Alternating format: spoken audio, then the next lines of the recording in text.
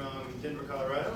I think I've met a lot of you at GRVs before, so hi again. So yeah, we're going to talk about game rule violations and backups. And in a little bit, when I get to the point that actually has pictures of cards on it, I'm going to need some volunteer in the back of the room to experiment with the light switches so that they will go down the front. So not yet, but when that happens, the lights start changing, that's why. All right, so game rule violations. I guess if you can go ahead and turn them down a little bit. Try it anyway, see what happens.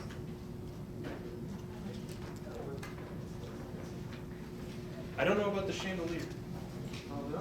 It's mood lighting. All right. So, game rule violations, as I think most of us know, they basically cover everything that's not covered by gameplay errors. It's a majority of situations where a player makes a mistake in the game and doesn't really do the procedures correctly. Most of the judge calls that we have tend to be game rule violations. And so, a couple things to think or remember about these are that they, while usually are because of one person, it's happened publicly where both players can see what's happening, and it's important to note that both players are expected to be aware of the game state. I've had some really interesting judge calls where a player, lets their opponent does something that is really crazy and broken. They let it happen because the rules weren't correct, and then they get upset when the ruling happens because you tell them, well, too much time has passed, we're keeping this as it is. Like, you can't let them get away with that, and well, you, sir, actually let your opponent get away with it. So the idea is both players are expected to know what's happening in the game. And anytime something happens where the opponent does not have the ability to verify the legality, so let's say you tutor, mystical tutor for something and put it in your hand without actually showing what it was, or are you shaking your head? The mystical tutor doesn't put it in your hand, it puts it on top of the Sure. I skipped the step of hand drawing. Yeah. When that happens, there was no way for the opponent to know that you actually got a legal target, and so these are situations where you can actually upgrade the penalty. There are situations where something can happen, but let's say you only have one card in hand, where you might be able to not actually upgrade the penalty, and you would actually reveal that information if possible. So when we have game rule violations, it's really tempting to just fix these. Like just to go in and say, hey, we have this issue, I want to fix it, and that's usually the wrong thing to do. We want to make sure that no matter how much you say this isn't really going to affect the game if I make this tiny change here, we need to make sure that all of the fixes and ways we handle things are consistent throughout the judging experience for players, whether they're judging or playing in a Grand Prix in Chicago or a local tournament in Denver or whatever it is. We want to make sure they have that same experience and rules are consistent. So we can't simply just fix the error. The choice, for the most part, is to leave the game state as it is, or back up the game state to the point of error. So backups. So if the backup is, or if the error is discovered within a reasonable time frame, and it's not going to significantly disrupt the game state, then you can get if you're at a bigger tournament, you can get permission from the head judge to back up. Of course, if you're the only judge, you can give yourself that permission. But remember, it's really important if you're at, especially at Grand Prix, if you think, hey, this should be backed up, I know I can do it, go find someone who has the ability to give you that permission, whether it's a level 3 that they said you can do it, or the head judges, or whatever it is. You need to make sure you have that permission and not just doing it on the floor on your own without that. So every time there is a decision point in the game, it makes it more difficult to back up. If you think about if there's a decision made and then another decision made and another decision made, each one of those doesn't just like make it 3 times harder to back up. It actually exponentially makes it harder because there's more information known to the players and there's more factors that could change. So the more decision points that have passed, the less likely we are to actually back up. And if you do back up, you want to make sure you're backing up to the point of error. So we're not just going to say, well, I know this would happen, I would change this one factor and make that switch. You actually have to back up to that point of error, which can include untapping lands that were used to cast something that was an illegal target. It can include moving things that went to different zones. What happens if someone had incorrectly drew a card and it wasn't a drawing your cards error, but because of a gameplay error? And you want to back that up, what do you do? Good? Does it, yeah, so just take any, the key word there is there's a random card from their hand, not the one that they tell you, hey, I just drew this card, and I know I just drew this card. Well, one thing that's really important on that is it's not just, even if you as the judge were watching the match and you saw what card it is, it still needs to be a random in order to have consistency, even though in that case you could put the known card back. It still needs to be random even if you as the judge know. And that also applies to the situation where you're talking about upgrading if the opponent doesn't know. Even if you as the judge saw the right type of card got put in hand, if the opponent doesn't have the way to verify, you still upgrade that. What you as the judge happen to see in a match doesn't affect how you fix gameful violations. Right, the key is that it's, is that if you see it, you can't use that as the evidence of saying, hey, I know he just drew this card. But if it was a card that was known somehow because they revealed the top card of the library, then you know which one was the one he was drawing. And to add to that, in terms of the card that's actually known, we have to be able to positively identify it rather than being able to identify it by elimination. So if like a taxing probe was played last turn, it's like, well, I know these 5 cards are in his hand and he has 6, so it must be the other one. That's not good enough to identify what the card was. You still have to do it in the given fix rather than extrapolating and figuring out which the card was.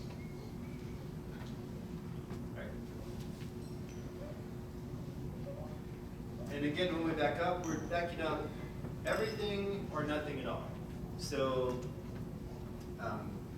this means that we're not just making up our own partial fixes to try to figure out how to back things up. Of course, there are a couple exceptions to that rule. Who can tell me what those exceptions are? Okay, wrong zone. Discarding something, sure. Or well, discarding. Add to that, just discarding randomly, or like forgetting to discard. Yeah. Choice made on pithing needle, those kind of things. Yeah. Steps that were skipped, like untap or draw. Well, drawing a card is definitely one. The steps, I think, might kind of be situational, depending on exactly what you mean by that in the situation. But I think I know what you're saying there. And there are these exceptions. So one was the illegal choice that was made. The forgetting to draw cards also includes discarding cards and forgetting to return cards from your hand to another zone. An object being in the wrong zone, and if attacker or blocker order was not declared. Those are the 4 exceptions. So if there's a legal choice, if a player made an illegal choice for a static ability that generates a continuous effect and it's still on the battlefield, that player now makes a legal choice. If the player forgot to draw, to discard, or to return cards from their hand to another zone, they do so. If an object was changing zones and was put into the wrong zone, and the identity of that object was known to all players, and it can be moved without disrupting the state of the game, then you put it in the correct zone. One thing about this one is it was somewhat recently changed. This used to also have a within a turn of the era, which is no longer there, which makes some significant changes in a couple rulings. And then the last one was attacking and blocking order. If that had not been declared, then the appropriate player is going to actually order those. So now we're going to get into the fun part, which is some situations of whether you're actually going to back up or not back up. So hopefully these are somewhat visible. If not, I'll read the cards. But basically we have a Doom Blade, which destroys target non-black creature, that targeted a Phyrexian Obliterator. During Angela's combat step, we're now in Angela's second main phase. So what are you going to do if you're the judge called to this situation? Great. Life will change occur during combat. Yes, life level change did occur during combat. Well, it's rather relevant to know when during her combat step was the Doom Blade attack. Sure. So she attacked with a Phyrexian Obliterator, only the Phyrexian Obliterator. No other creatures on the battlefield. Doomblade was, sorry, right, no combat damage happened. Doomblade happened in that combat step, killing it, and there was no damage there.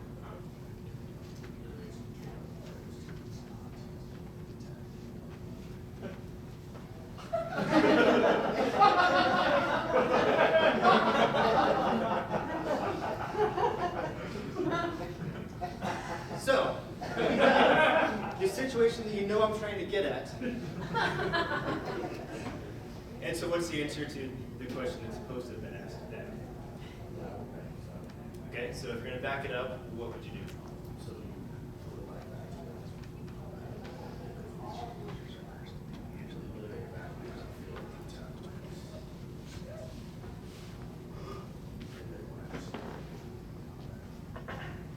And then combat begins again, right?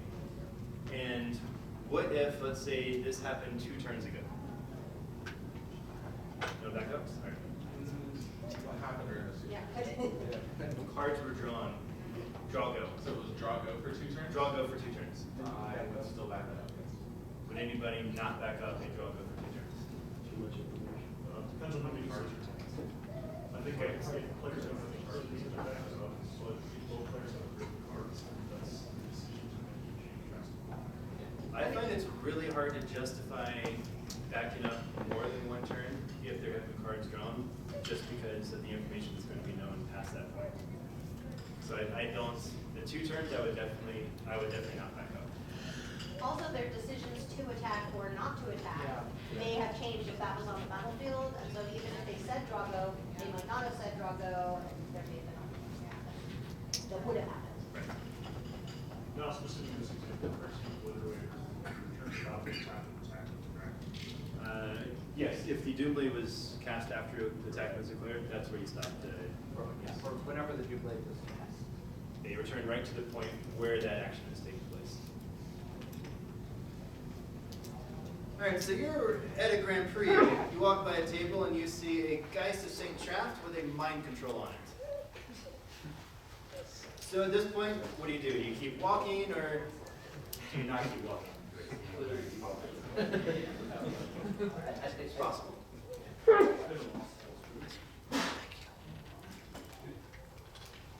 So, Is there multiple vaults in the graveyard? Yeah. the first thing I do is I stop and I look at the game in more detail to try and see if there's any obvious reason that could happen, something that made it lose hexproof or. And once you come to the conclusion that there is no obvious reason that that should have happened. Then I will ask the players how that may have happened. Okay. So while investigating, you find that the mind control was cast while it's still at hexproof, and that the player who controlled the Geist has attacked with it for at least 2 turns. I don't think you can back it up, but you would apply state-based actions at that point. So I agree, you're definitely not backing it up. And the question is, do you apply state-based actions? And if you do, you have to do it. So, yeah, state. That's right, the game state is perfectly legal right now because it has hexproof, not shroud. So the mind control. Spell protection. Yes. So it has the ability to stay on the creature and nothing would change. With that in mind, though, let's say the situation was a controlled instincts, which says it says enchant red or green creature. So if that's a situation, once you get to state-based actions, what happens? Because it is an illegal target. There's another hand up here. Is that get answered, or are we?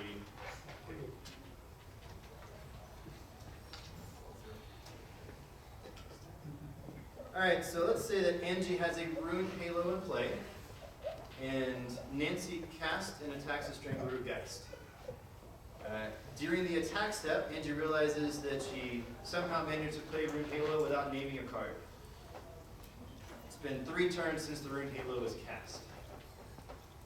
So you're called to the table, and the opponents say, that's the situation. What do you do? Okay. And makes a choice now, so we're not going to back it up to when it was played.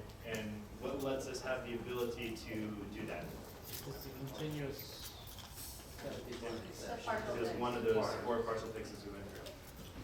So Angie will be able to make that choice, and if she wanted to, could she say that Strangleroot Geist was the card? Yes.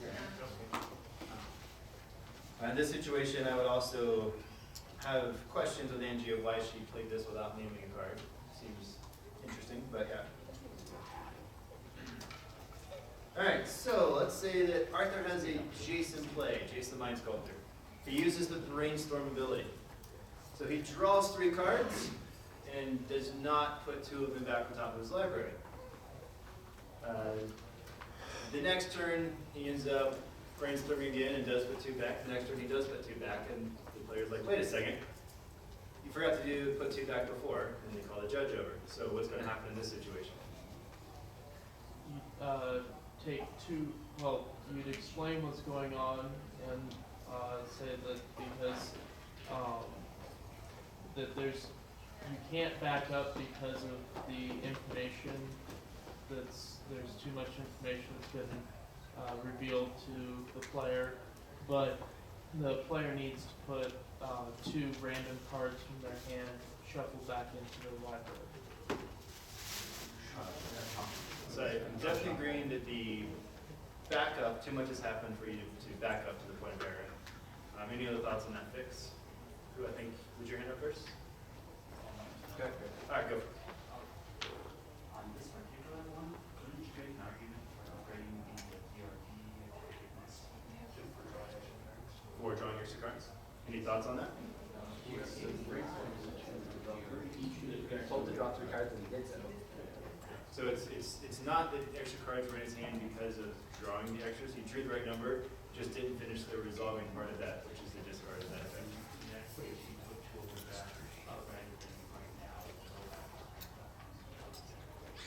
Okay, so we have that possibility on the table. Any others? Not really. Not really.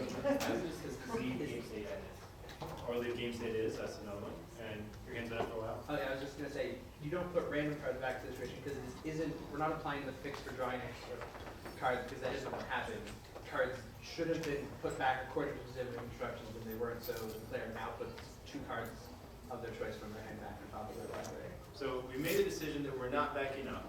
And now we're at the point of, is there a partial fix we can apply? Or is there a, there is, okay, that's what you're gonna say there? Yeah, there's a card in the hand should have gone to the zone. Right, so it's that partial fix that said if cards were in hand, it should have gone to a different zone, they use them now. So the player, Arthur, is now going to discard 2 cards. Sorry, I'll put 2 cards back in his library. Again, these words keep getting to me, so. If I can alter the scenario just a little, what if he has no cards left in his hand because they were landing against the player? What do you do then? Joss? No cards in hand. Well, it's no different if you have no cards in hand and something instructs you to put cards on top of your library. You can't do it, so you don't. It's something that here. Of course, I'd investigate to make sure that you're cheating, because that's a huge advantage to play this game. Right. He's going to see quite a few extra cards that are not. Ultimately, you just instruct the player to put some cards of his choice on top of his library. If he has none, only one. We mentioned that most of these errors are things that the opponent and the player should be able to notice are happening. This definitely is one of those. And it's not something we're going to say, well, you should have put 2 cards on top of your library, so the next 2 cards you draw just have to go back on top of your library. It's not going to happen. So you're right. It's the player is instructed to discard or put 2 cards on top of their library. If they only have 0 or 1 cards in their hand, they still follow those instructions as much as they can. Is that a hand up or is this good? Judging? All right, so we have a mind lock orb in play. Mind lock orb says players can't search libraries. We have a verdict catacombs that Andrew uses, and he searches for a forest and puts that forest into play. Once the forest is in play, the players say, wait a second, that could not have happened. Call the judge over, what do you do? You just back up to where the fetch at the graveyard, and then you just don't search, because you can still crack fetch it without searching the library. So it's saying that we realize it's something that's easy to back up. Yep. So you're going to take the forest, shuffle it back in. When you back up, which point are we going to? So I think you said that you're going to have the verdict catacombs in the graveyard. The other option is the verdict catacombs is in play. So is anybody who would leave verdict catacombs in play? Excellent. So that's correct. It goes to the graveyard because the sacrifice of it is completely illegal, a legal action, but the searching is not a legal action. So let's say instead of Mind Lock Orb, we had a Blood Moon in play.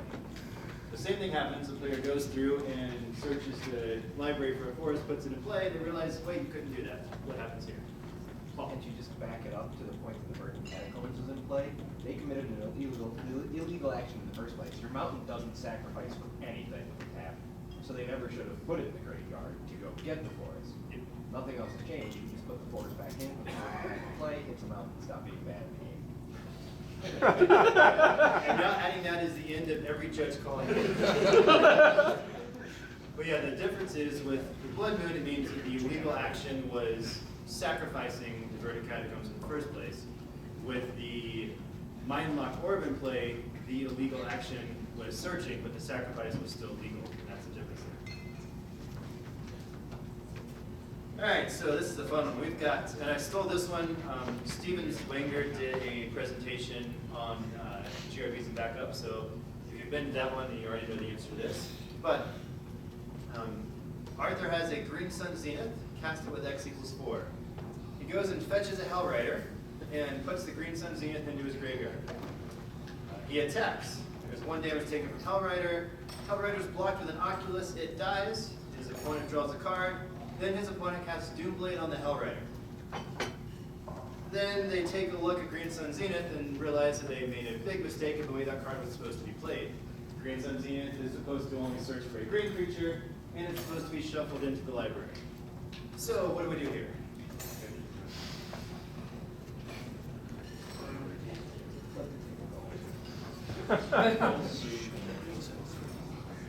Yes. Just game loss.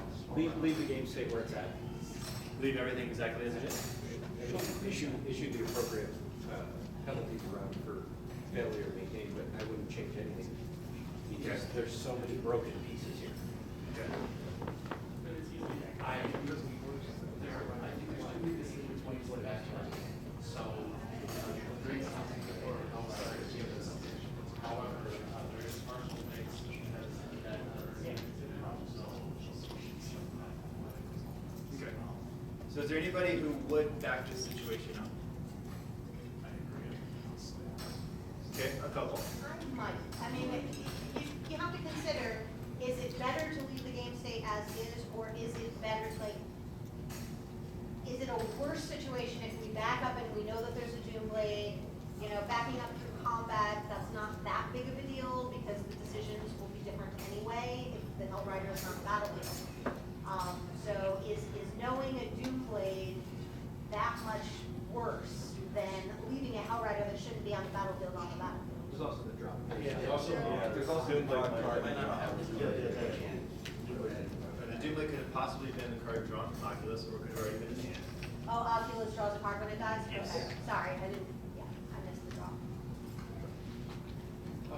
So I would leave it as it is and do state-based actions, which would shuffle Green Sun Zenith into the library.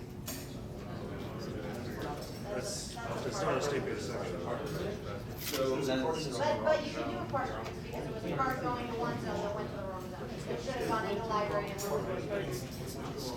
so the partial fix is that the Green Sun Zenith is in the wrong zone and needs to be in the right zone, so we can definitely shuffle that into play. I wouldn't recommend backing up mostly because of the card drawing, it's the part that makes it, solidifies it for the not backing up part for me at least. And then the everything else stays as it is because there's been a lot that's happened and a lot of decision points. I would still not back that one up. I could see an argument possibly for doing it, but I would not. I would say if there wasn't a card draw, I might consider backing this up, but with the card draw, yeah, that's a throw. If you would back it up without the card draw, if the card drawn is the only card. Yeah, I think that's what the question Yeah. is. So if the Oculus player has no card in hand and draws the Doomblade and casts it, then a backup is kind of fine there. It's possible, but as he just pointed out, still that's now giving the information that the top card's a Doomblade. If you do back up, the player is now going to possibly search for something other than that. Something with a black Well, I card. mean, if you back up, aren't you gonna randomize the library so that the top card isn't known because now they've seen a card? Why would you randomize the But library? then you're changing the law. Because you've seen a card that you're not supposed to see and the top card in your library should It's be not, known. it's not us. Your opponent shows you a card, that's totally nothing, You mean, so, Yeah. yeah, you can rent Yeah. the library. what Or is they the backing up fix the drawing guidelines? for having that. But way now, to because control you're doing that, you know, that creates a whole bunch of other things that you're doing, which is why even if you Because of all those situations. you don't want to back up. But if we were to back up, I don't see why we'd ever randomize the Doomblade Players Library. Yeah, I think it would end up on top, because it's a random card companion going on top of the library, because it was a card that was drawn. Yeah, but And it fixed the that card that was separately. legally drawn at the time. So you're just putting a random card from. And there's nothing in the backup guidelines that would advocate randomized the library in this situation. I think this is one, I don't think through the drawn card, you're gonna want to back up anyway, so. Right. Yeah, because of everything that, the discussion that just happened, I think is a good reason as to why backing up here is not really the recommended action, because there's too many different variables and decision points made that are going to cause that. Like I said, it's that number of decision points and what those are that really affect whether you should back up or not. So assuming that I had actually said partial fix instead of state-based actions, you would shuffle the Green Sun Zenith into their library. Right, the partial. Yeah, fix that is would the be green all sun you do. stuff. Yeah, okay. All right, so this one we have a sort of feast and famine. What this says is that whenever a equipped creature deals combat damage to a player, that player discards a card, and you untap all lands that you control. So Alex has a creature with sort of feast and famine on it. He attacks. He deals combat damage. Norm discards a card, but Alex does not untap his lands. At the end step, Norm casts a spell and it resolves. Alex ends his turn, Norm goes to his turn and draws a card. At this point, Alex realizes he did not untap his lands. He calls the judge over. So what's going to happen in this situation? So he basically partially resolved the sort of feast and famine. Any thoughts?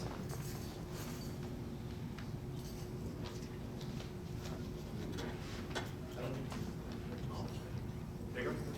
So, I don't believe you can actually partially resolve a trigger. Because he has acknowledged the fact that the trigger has happened and a discard has happened, you need to resolve the entire trigger.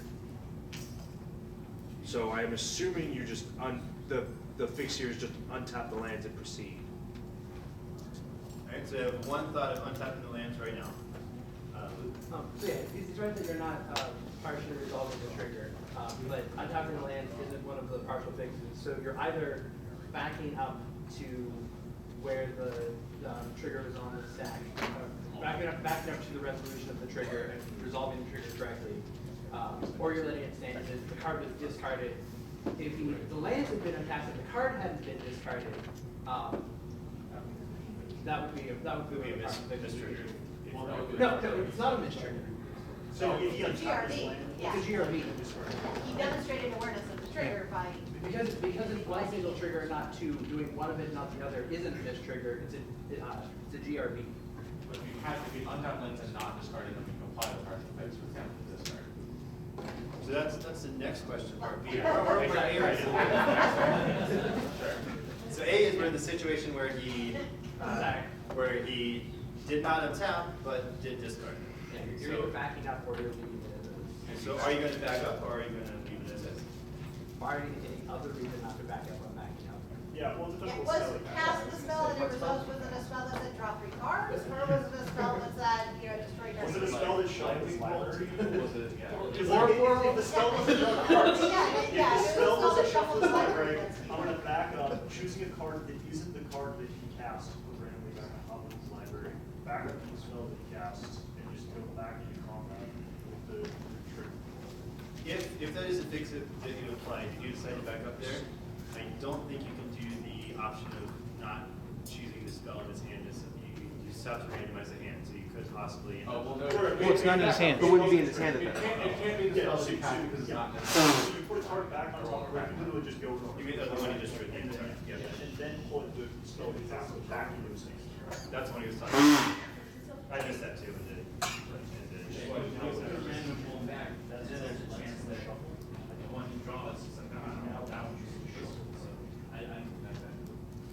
So we have a couple people advocating backing up and a couple not. I don't know whose hand was first. I think Jason.